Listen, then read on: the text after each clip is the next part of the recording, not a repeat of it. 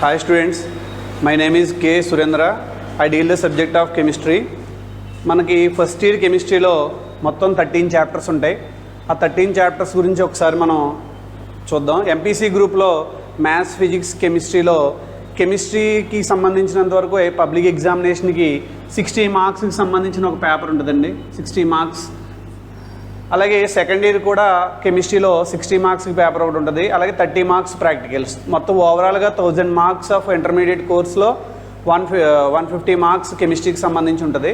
అయితే కెమిస్ట్రీలో 60 మార్క్సే కదా, చాలా తక్కువ సిలబస్ అని అనుకుంటారు చాలామంది స్టూడెంట్స్. కానీ యాక్చువల్గా కెమిస్ట్రీ చదివే కొద్దీ డెప్త్ ఎక్కువ ఉంటుంది. సో ఫస్ట్ నుంచి కూడా దాని మీద కాన్సన్ట్రేట్ చేయాల్సిన అవసరం ఎంతైనా ఉంది.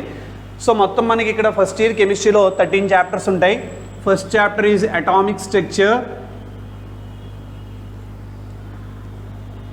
Second chapter is classification of elements.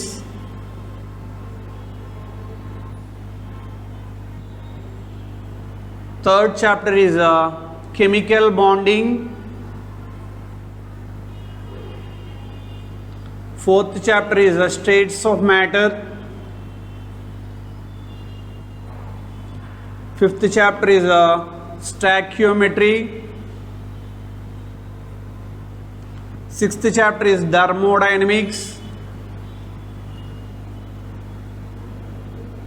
Seventh chapter is chemical equilibrium. Chemical equilibrium and acids, bases.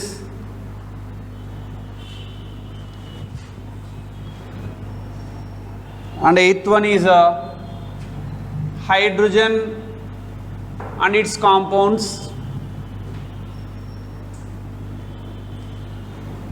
Ninth one is S block elements. 10th one is group 13 elements. 11th one is group 14 elements. 12th one is environmental chemistry, and 13th one, last one, is organic chemistry. Okay, 10th one and 11th one both are belongs to P block elements. మనకి 10th క్లాస్లో ఉన్నట్టుగానే atomic structure ఇక్కడ కూడా continue అవుతుంది. దానికి extension, classification of elements, అలాగే chemical bonding. These 3 chapters are already studied in your 10th class syllabus. And ఇంకా మీరు చదివినవి ఏమున్నాయంటే కనుక ఈ S block, hydrogen and its compounds, group 13, group 14 ఇవన్నీ కూడా క్లాసిఫికేషన్ ఆఫ్ ఎలిమెంట్స్లోకి వెళ్ళిపోతాయి. ఎందుకంటే క్లాసిఫికేషన్ ఆఫ్ ఎలిమెంట్స్లో ఎస్ బ్లాక్ ఉంటుంది, P block, D block, F block. ఇక్కడ మనం ఫస్ట్ ఇయర్ కోర్స్లో hydrogen and its compounds, S block, P బ్లాక్లో ఓవరాల్గా 6 గ్రూప్స్ ఉంటాయి. 2 గ్రూప్స్ ఇక్కడ చదువుతాం. రిమైనింగ్ 4 గ్రూప్స్ ఇంటర్మీడియట్ సెకండ్ ఇయర్లో చదువుతారు. అలాగే d and f block elements కూడా సెకండ్ ఇయర్లో చదువుతారు. అయితే ఓవరాల్గా మనకి 13 చాప్టర్స్ ఉన్నాయి. ప్రతి చాప్టర్కి కూడా 10th క్లాసులో కాకుండా ఇక్కడ ఇంటర్మీడియట్లో వెయిటేజ్ ఉంటుంది. ఏ చాప్టర్ నుంచి ఎన్ని మార్క్స్ రావాలి, ఏ చాప్టర్లో 4 మార్క్స్ వస్తాయి, ఏ చాప్టర్లో 2 మార్క్స్ వస్తాయి, ఏ చాప్టర్లో 8 మార్క్స్ వస్తాయి అనేది ఉంటుంది. కాబట్టి మనం జాగ్రత్తగా దాన్ని తగ్గట్టుగా ఎగ్జామ్కి ప్రిపేర్ అవ్వడానికి ఈజీగా ఉంటుంది. అలాగే ఓవరాల్ సబ్జెక్ట్, మీరు ఇంటర్మీడియట్లో 2 ఇయర్స్ చదివే సబ్జెక్ట్ ఏదైతే ఉందో కెమిస్ట్రీ సబ్జెక్ట్, ఇదంతా మీకు ఇంజనీరింగ్కి వెళ్ళినా యూజ్ అవుద్ది. డిగ్రీకి వెళ్తే చాలా బీఎస్సీ కెమిస్ట్రీ తీసుకుంటే చాలా యూటిలైజ్ అవుతుంది ఈ సిలబస్ అంతా కూడా. సో మీరు అందరూ కూడా ఏం చేయాలంటే కనుక ఒక రన్నింగ్ నోట్స్ పెట్టాలి. కెమిస్ట్రీకి సంబంధించినంత వరకు ఒక white notes 200 pages long notes ఒకటి పెట్టి దాంట్లో ఫస్ట్ పేజ్లో ఫస్ట్ ఇయర్ కెమిస్ట్రీకి సంబంధించిన సిలబస్ ఈ 13 చాప్టర్స్ నోట్ చేసుకోవాలి. తర్వాత నుంచి మనం ఏదైతే బోర్డు మీద చెప్తున్నామో బోర్డు మీద డిస్ప్లే అయినంతా కూడా మీరు నోట్స్లో నోట్ చేసుకోవాలి. అలా నోట్ చేసుకున్నప్పుడు మాత్రమే వీడియో విన్న తర్వాత మీరు రివైజ్ చేసుకోవడానికి అవకాశం అంటూ ఉంటుంది. సో కాబట్టి ఈ ఓవరాల్ చాప్టర్స్లో మనకి కోవిడ్-19 వల్ల లాస్ట్ ఇయర్ 30% సిలబస్ డిలీట్ చేశారు. అయితే మన ఫస్ట్ ఇయర్ వరకు కూడా ఓవరాల్గా డిలీట్ చేసిన సిలబస్ చాప్టర్ అంటూ ఉందంటే కనుక 12th చాప్టర్ ఎన్విరాన్మెంటల్ కెమిస్ట్రీని టోటల్గా డిలీట్ చేయడం జరిగింది. రిమైనింగ్ అన్ని చాప్టర్స్లో కూడా కొద్దిగా సిలబస్ని డిలీట్ చేశారు. సో దానికి తగ్గట్టుగా మనం చెప్పుకుంటాం, ఇబ్బంది ఏమి ఉండదు. అయితే ఇక్కడ వరకు ఈ 60 మార్క్స్లో పేపర్ ఎలా ఉంటుంది అనేది ఒకసారి మనం చూద్దాం. ఈ పక్కన రాస్తాను. సెక్షన్ ఏ ఉంటుందండి. సెక్షన్ ఏలో 10 క్వశ్చన్స్ ఇస్తారు, 2 మార్క్స్ క్వశ్చన్స్. 2 మార్క్స్ క్వశ్చన్స్ 10 ఇస్తారు, 10 రాసేయాలి. 10 2s are 20 మార్క్స్. అలాగే సెక్షన్ బిలో 8 క్వశ్చన్స్ ఇస్తారు, ఈచ్ వన్ 4 మార్క్స్. 8లో మనం 6 రాయాలి. 6 4s are 24 మార్క్స్. సెక్షన్ సిలో 3 క్వశ్చన్స్ ఇస్తారు, each one carries 8 marks. We should attempt only 2 questions, 2 8s are 16 marks. ఇదే pattern మనకి ఫిజిక్స్కి అయినా, కెమిస్ట్రీకి అయినా, బాటనీకి అయినా, జువాలజీకి అయినా ఇదే మోడల్ పేపర్. సో అందుని ఫిజిక్స్లో కూడా సేమ్ ఇలాగే ఇదే ప్యాటర్న్లో ఇవ్వడం జరుగుతుంది.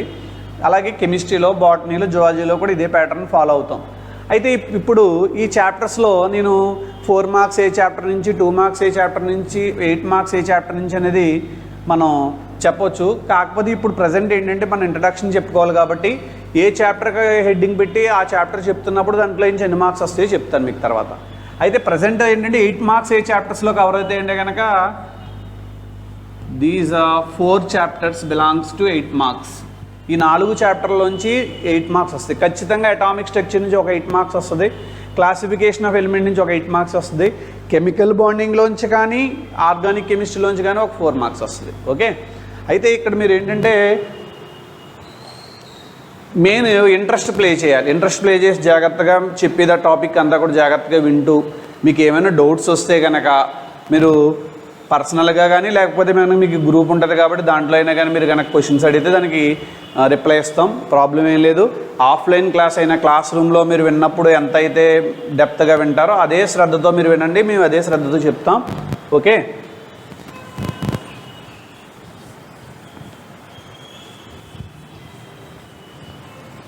ఇప్పుడు మనం ఫస్ట్ చాప్టర్ అటామిక్ స్ట్రక్చర్ ఉంది కదండి. అటామిక్ స్ట్రక్చర్కి సంబంధించినంత వరకు కూడా ఇంట్రడక్షన్ని చూద్దాం. అటామిక్ స్ట్రక్చర్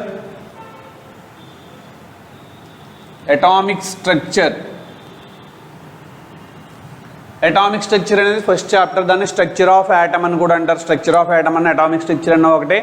సో ఇందులో ముందు మనం యాటమ్ అనేటువంటి దాని గురించి మనం నేర్చుకోవాలి. What is an atom? Atom is nothing but the indivisible particle of matter is called atom.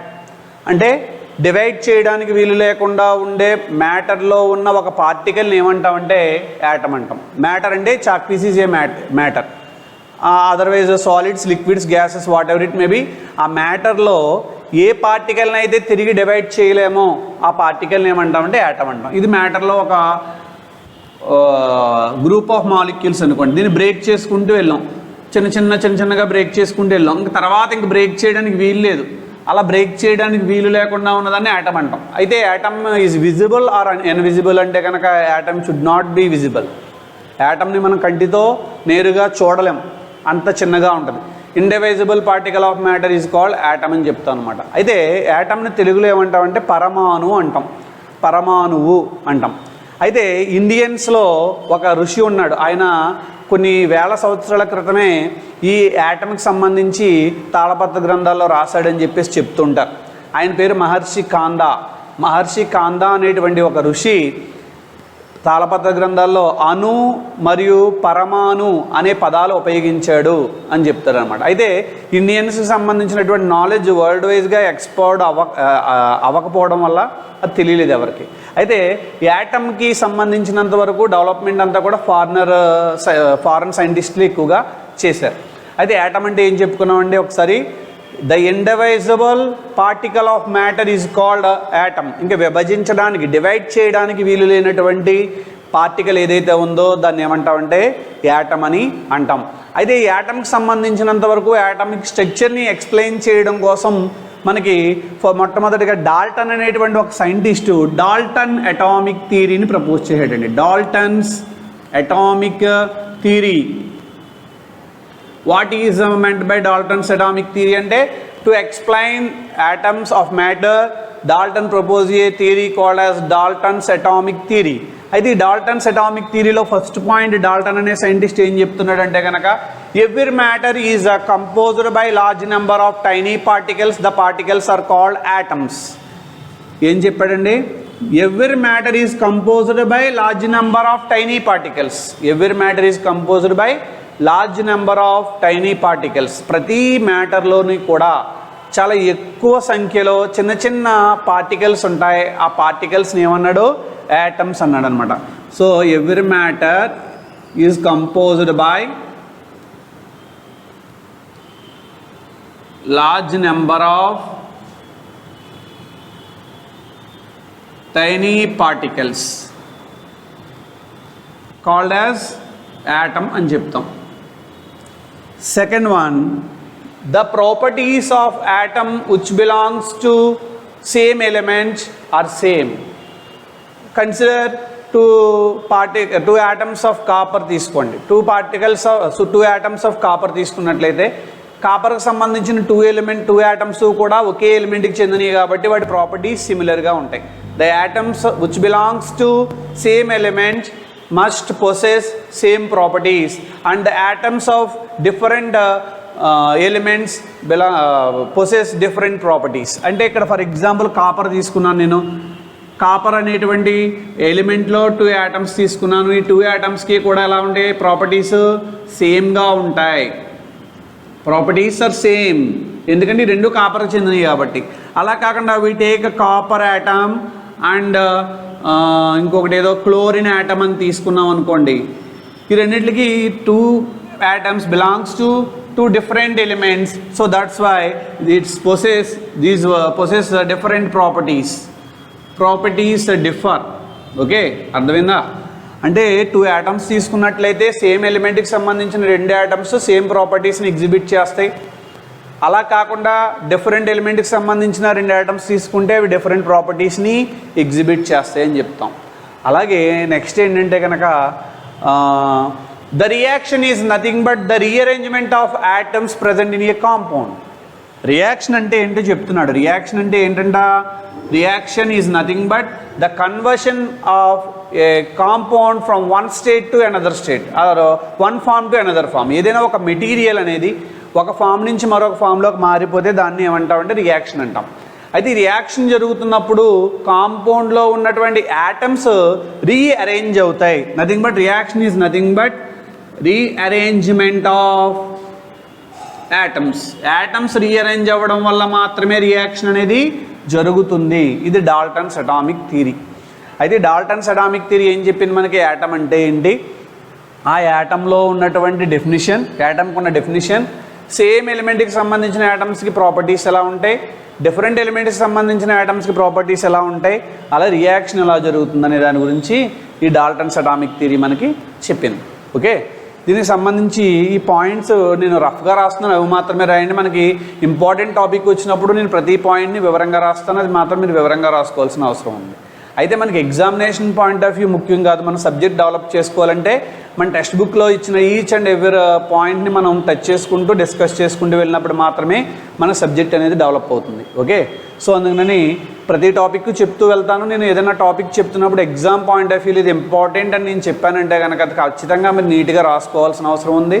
బాగా చదవాలి. మన్నాడే మీరు ఇంటి దగ్గర చూడకుండా అసైన్మెంట్ రాసుకోవాల్సిన అవసరం కూడా ఉంది. అప్పుడే మనకి సబ్జెక్ట్ అనేది ఈజీగా మనం మార్క్స్ గెయిన్ చేయడానికి అవకాశం ఉండదు. పక్కన మనకి సబ్జెక్ట్ మీద ఇష్టం కూడా, ఇంట్రెస్ట్ కూడా పడడానికి అవకాశం ఉంటుంది. Okay, next Dalton's atomic theory అయిన తర్వాత అసలు యాటమ్స్ లోపల ఉండేటువంటి పార్టికల్స్ ఏంటి, అసలు యాటమ్ లోపల ఉండేటువంటి పార్టికల్స్ గురించి మనం తెలుసుకోవాలి అని అనుకుంటే కనుక atoms contains 3 type of particle. Atom లోపల 3 పార్టికల్స్ ఉంటాయి. వాటిని ఏమంటామంటే సబ్ అటామిక్ పార్టికల్స్ అంటామండి. Sub atomic particles. యాక్చువల్గా sub atomic particles are mainly 3 types. First one is electron, second one is proton, third one is neutron. Electron, proton, neutron are called sub atomic particles. మనకు జనరల్గా Bohr's atomic మోడల్లో ఏమని చెప్తామంటే nucleus లోపల protons, neutrons ఉంటాయి. So these are called as nucleons. వీటిని ఏమంటామంటే మనం న్యూక్లియాన్స్ అంటాం. ప్రోటాన్స్, న్యూట్రాన్స్ ఉంటాయి. ఇక్కడేమో ఎలక్ట్రాన్స్ ఏమవుతాయంటే న్యూక్లియస్ చుట్టూ తిరుగుతూ ఉంటాయి అని చెప్పేసి చెప్తాం. అయితే electron is invented by mister JJ Thomson. Electron కనుగొన్నది ఎవరంటే కనుక జేజే థామ్సన్. అలాగే ప్రోటాన్ని కనుక్కున్నది ఎవరంటే కనుక రోదర్ఫోర్డ్ అనే సైంటిస్ట్ కనుక్కున్నాడు. Neutron is invented by Chadwick అనే సైంటిస్ట్ న్యూట్రాన్ కనుక్కోవడం జరిగింది. అయితే electron possesses negative charge and proton possesses positive charge and neutron is a chargeless. ఇది 10th క్లాస్లో చెప్తారు మీకు.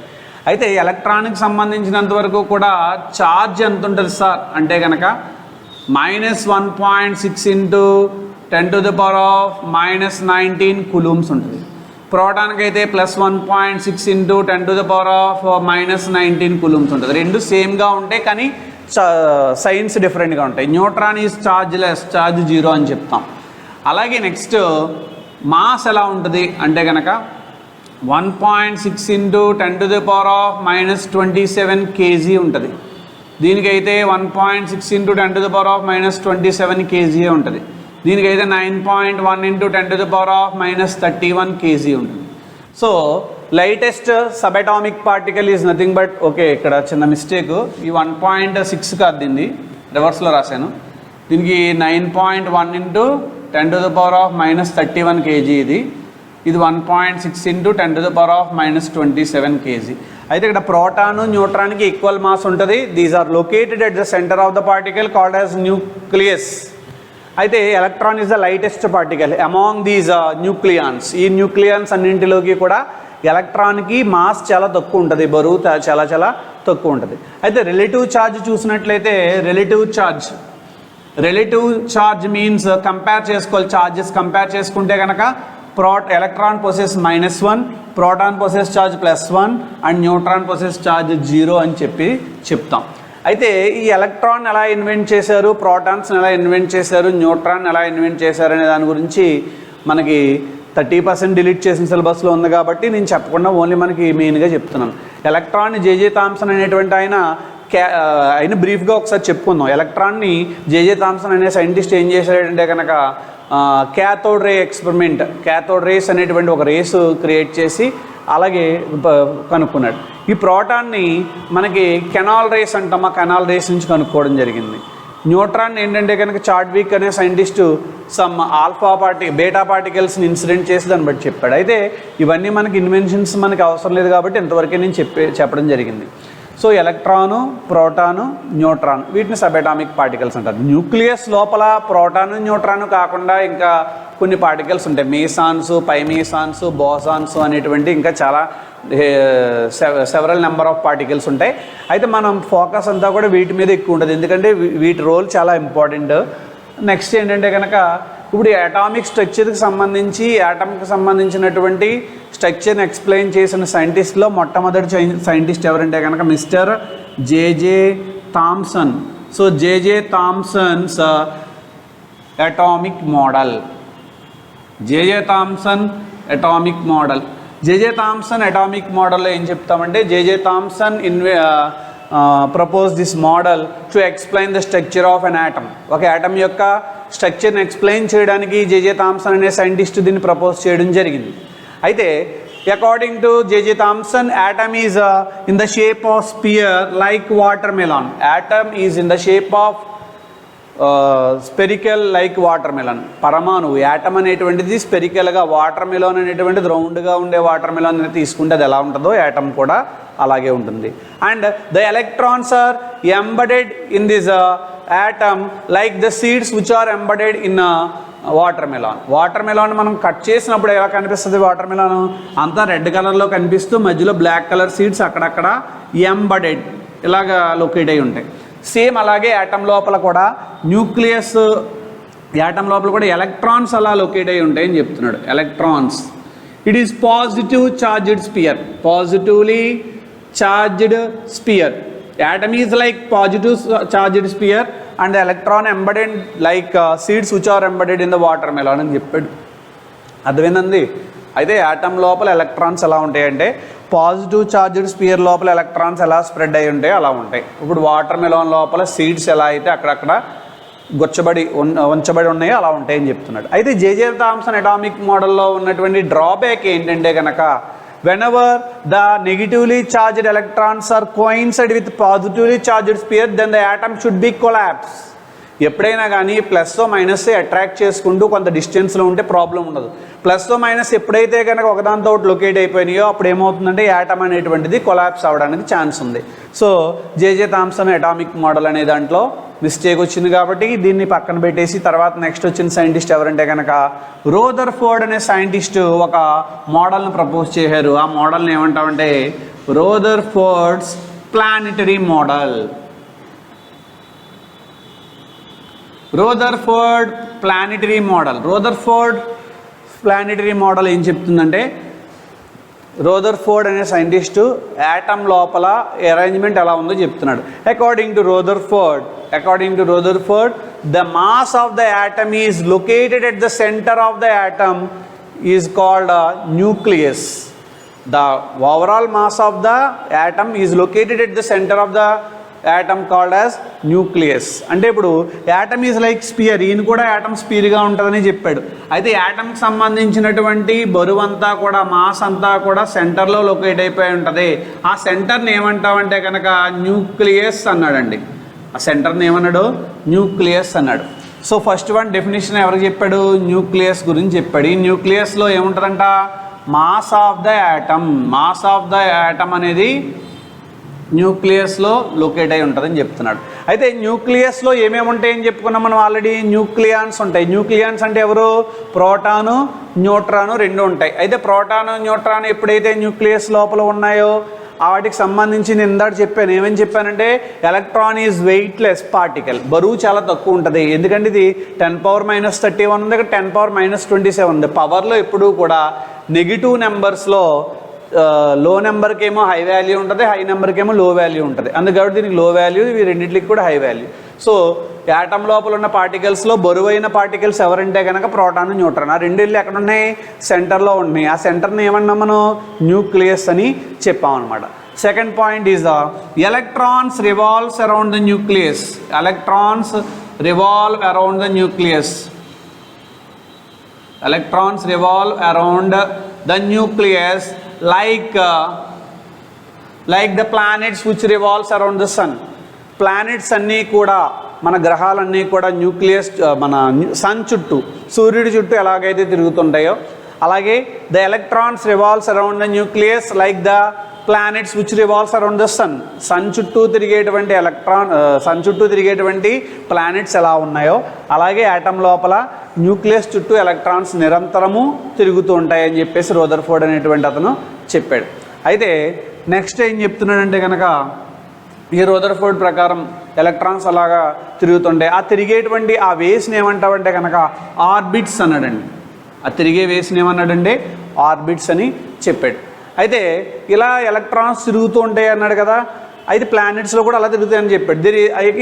ఈ మోడల్కి సంబంధించిన డ్రాబ్యాక్స్ ఏంటో చూసినట్లయితే మెయిన్ డ్రాబ్యాక్స్ ఏంటంటే every moving particles must loss energy at any instant. కదులుతున్న ఏ వస్తువైనా ఏదో సందర్భంలో ఎనర్జీని లాస్ అవ్వాలి. సో యాటమ్ లోపల న్యూక్లియస్ తిరుగుతూ ఉంటుంది. తిరుగుతూ ఏదో టైంలో తిరగడం ఆగిపోతే అది వెళ్ళి ఏమవుతుంది? న్యూక్లియస్లో వెళ్ళి పడిపోతుంది. ఓకే, ఎనర్జీ లేదు అంటే అర్థం ఏంటి? న్యూక్లియస్లోకి వెళ్ళి పడిపోద్ది. న్యూక్లియస్లో వెళ్ళి పడిపోతే ఏమవుద్ది? ప్లస్ మైనస్ కలిస్తే atom should be collapse. Atom అనేది కొలాప్స్ అవ్వడానికి ఛాన్స్ ఉంది. సో అదో పాయింట్. మూవింగ్ పార్టికల్ లాస్ ఎనర్జీని లాస్ అవుతుంది కాబట్టి ఎనర్జీని ఎప్పుడైతే లాస్ అయిందో న్యూక్లియస్ లోపల వెళ్ళి పడిపోతే యాటమ్ అనేది కొలాప్స్ అవ్వడానికి ఛాన్స్ ఉంది. అలాగే it should not explain the arrangement of electrons. Arrangement of electrons గురించి చెప్పలేదు. సో రోదర్ఫోర్డ్ ప్లానెటరీ మోడల్లో ఏం చెప్పాడంటే కనుక యాటమ్ లోపల మాస్ అంతా కూడా సెంటర్ ఆఫ్ ద యాటమ్ దగ్గర లొకేట్ అయి ఉంటుంది. దాన్ని న్యూక్లియస్ అన్నాడు. ఆ న్యూక్లియస్లో ఏముంటాయంటే కనుక ప్రోటాన్స్ న్యూట్రాన్స్ ఉంటాయి. వాటిని న్యూక్లియాన్స్ అన్నాడు. అయితే రోదర్ఫోర్డ్ ప్రకారము ప్లానెట్స్ సన్ చుట్టూ ఎలాగైతే తిరుగుతుంటాయో అలాగే యాటమ్స్ లోపల ఎలక్ట్రాన్స్ కూడా న్యూక్లియస్ చుట్టూ తిరుగుతూ ఉంటాయని చెప్పాడు. అయితే ఈ తిరిగేటువంటి ఆ వేస్ ఏవైతే ఉన్నాయో ఆ వేస్ని ఆర్బిట్స్ అన్నాడు. అయితే ఈ రదర్ఫోర్డ్ ప్లానెటరీ మోడల్కి సంబంధించినటువంటి డ్రాబ్యాక్ ఏంటంటే కనుక మూవింగ్ పార్టికల్ అనేది ఖచ్చితంగా ఎనర్జీని లాస్ అవ్వాలి, అలాగే ఎలక్ట్రాన్స్ యొక్క అరేంజ్మెంట్ని కూడా ఎక్స్ప్లెయిన్ చేయలేకపోయాడు అని చెప్పేసి చెప్తాం. నెక్స్ట్ మనం చెప్పుకోబోయే టాపిక్ ఏంటంటే కనుక మనకి bores atomic model. Bores atomic model already మీరు 10th క్లాస్లో చదవడం జరిగింది. ఆ బోర్స్ అటామిక్ మోడల్కి సంబంధించినటువంటి మెయిన్గా 4 పాయింట్స్ ఉంటాయి బోర్స్ అటామిక్ మోడల్లో. డ్రాబ్యాక్స్ ఒక 4 ఉంటాయి. తర్వాత నెక్స్ట్ కంటిన్యూషన్ ఏంటంటే కనుక హైడ్రోజన్ స్పెక్ట్రమ్ గురించి మనం డిస్కస్ చేయాలి. అయితే మీ అందరికీ కూడా వీటిలో ఏమైనా డౌట్స్ ఉంటే కనుక మీరు అడిగితే తర్వాత నేను చెప్తాను. ఇలా అటామిక్ స్ట్రక్చర్లో మనం JJ Thomson atomic model, Rutherford planetary model చెప్పుకున్నాం. ఇప్పుడు నెక్స్ట్ బోర్స్ అటామిక్ మోడల్ గురించి చూద్దాం.